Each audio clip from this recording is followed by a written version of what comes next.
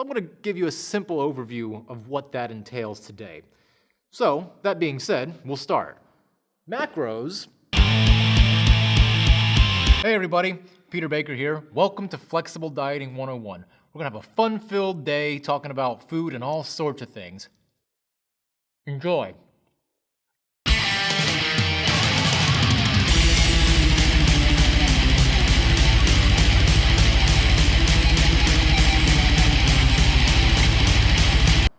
Macros are the big portions of your food that provide energy. And they provide energy in the form of calories. Something cool that you don't really need to know, but I'm going to tell you anyway. A calorie is a unit of energy that will heat up a gram of water by 1 degree Celsius. So your body burns calories because they are energy. Now, macronutrients provide the calories, and each macronutrient provides a different number of calories. So I'm going to explain that now. We're going to start with protein. So protein, very good for you for a lot of different reasons. If you're cutting weight, if you decide to lose fat, the protein, if you have enough of it, it's going to spare all the muscle it can because you want as much muscle as you can. So if you have a higher protein diet, it's going to spare all that muscle. It's going to help in rebuilding the muscle that you break down in the form of exercise. And in general, it's going to keep your skin, your hormones, and all that in good health if you have enough protein. So it's very essential. And not only that, if you think outside the gym, if you get horribly burned and you're in a burn ward, you're going to need protein to help your skin repair in that respect too. So it's not just a meathead thing to get enough protein. Everybody needs it. You got to get enough of it for your overall function. So 4 calories per gram of protein helps you build the muscle and maintain it, especially if you are in a caloric deficit, that is, you're losing weight. Examples of protein: chicken, fish, beef, pork, and milk. One of my favorites. All those great sources of protein. Oh, let's not forget eggs either. Very important, one of my favorites as well. So those are some good protein sources for you. General rule of thumb: try to get between 20 to 40 grams per meal, depending on how often you feel like eating in a particular day. And we'll go over more on how to figure out your protein intake a little bit later. So up next, we got carbs, short for carbohydrate. Very important as well. They provide energy to the cells of the body.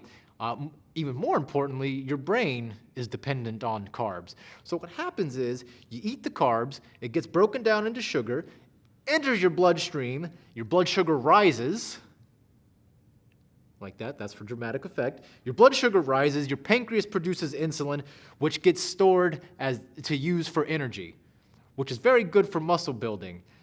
So you definitely want to get the carbs if you want to get the gains. And if you're on a low-carb diet, you've probably known some people who were on low-carb diets, or maybe you were on one yourself. You probably noticed that you weren't mentally alert. Foggy is the word I've heard some people use. You probably felt foggy, lethargic, maybe even got some headaches. So carbs, they also store water, which, so if you go on a low-carb diet, potentially maybe you were dehydrated and you weren't getting enough water. And since they're so important for brain function, like we talked about, that's why you weren't feeling so mentally up to par for the first few weeks of it. So carbs, very important. Examples: rice, all types, potatoes of all types, donuts, bagels, breads, and pastas. Everybody's favorite thing. Also, going to give you 4 calories per gram of every carbohydrate, just like the protein. And they're also going to be what you manipulate the most when you're experimenting with your flexible diet. So, as an example, if you go a week where you're not getting the results you want in terms of fat loss, you lower the carbs, and then you track for another week and see how it goes. Very easy to manipulate. That's going to be one you want to focus on. Up next, we have dietary fat.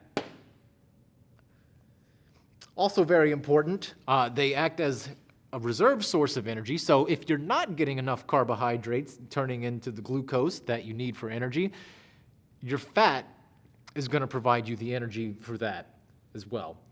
Also, a lot of nutrients that you get from foods, like vitamins A, vitamin D, they're going to be fat soluble, so you need enough fat to actually process these particular nutrients. So if you're not getting enough fat, you won't be able to process these nutrients.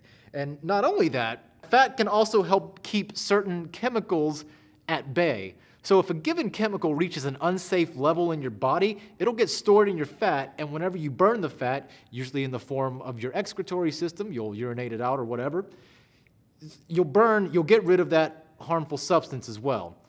Also very useful for your hormone regulation as well. So if you've ever known somebody who was on a low-fat diet, like President Lyndon B. Johnson famously was, he got depressed and felt like crap. You've probably known somebody like that as well. Very important for your hormones and your mood. So make sure you're getting enough fat.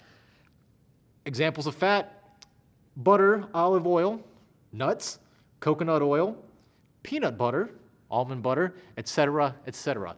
And just like protein and carbs, fat is going to give you a certain amount of energy as well. Except it's going to give you 9 calories per gram of fat as opposed to 4, like the protein and carbs.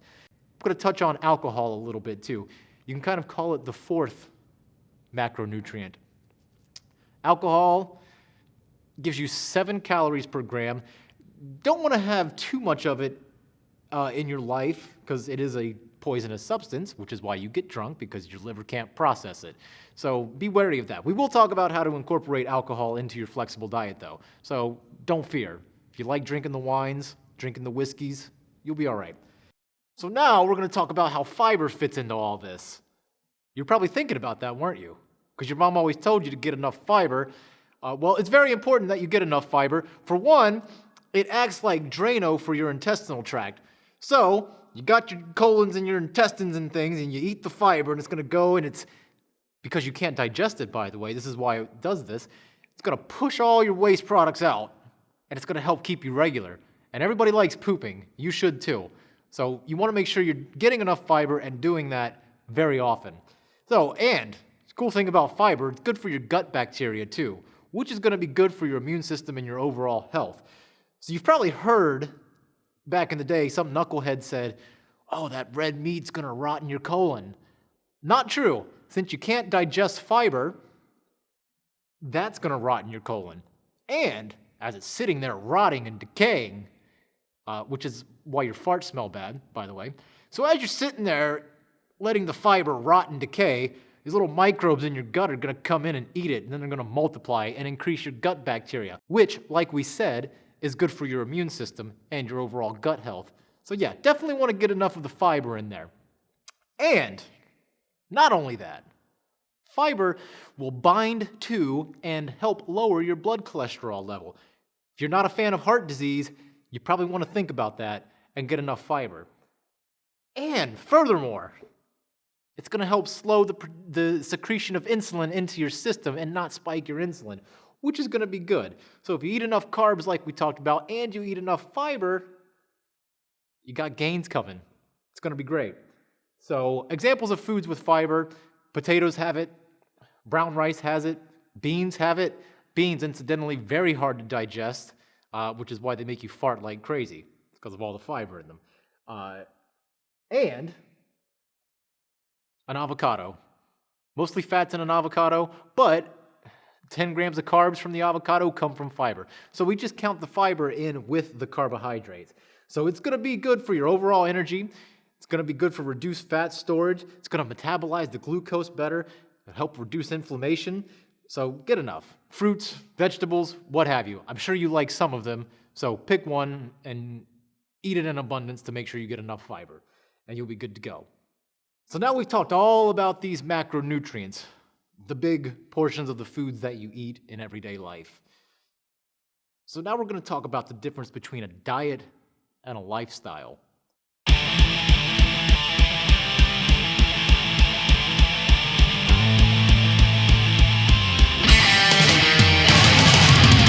If you like that video, or if you have any questions or want more information, make sure you follow me on every single social media account that I have and send me a message. I'll be happy to help. Thanks.